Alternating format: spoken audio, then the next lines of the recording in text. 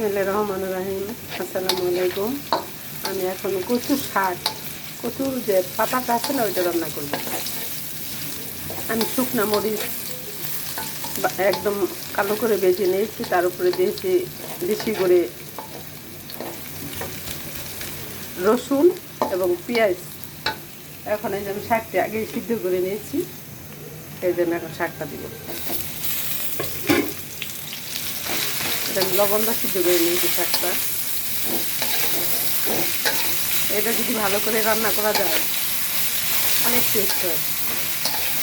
এতে বেশি করে রসুন, তো পেঁয়াজের থেকে বেশি দিতে হয় রসুন।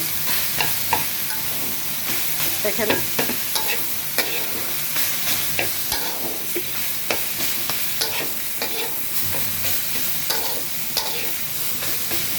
কচু শাকের কালারটা ঠিক কচু শাকের মধ্যে থাকবে।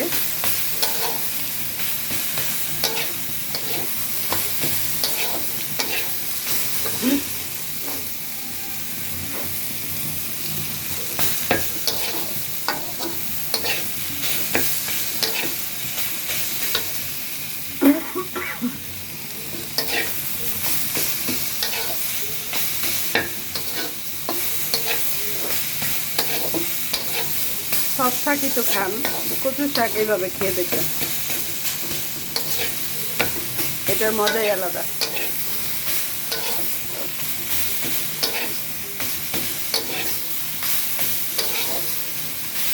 এটা একটু জ্ঞান লাগবে না, যেহেতু আমি এটা আগেই ভাপ দিয়ে নিচ্ছি। ভাপ দিয়ে তারপরে আগেই ভাপ দিয়ে রাখছি।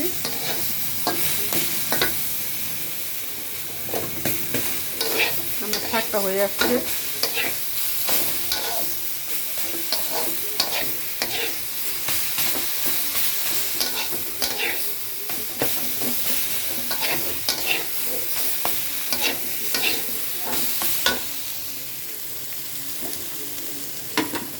দেখে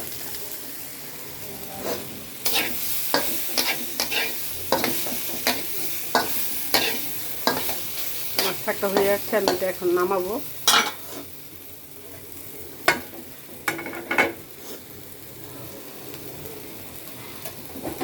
এইভাবে সবাই শাকটা রান্না করে খাবেন।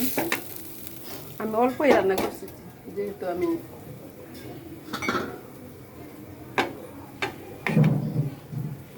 এখানে আমার শাকটা কালারটা একদম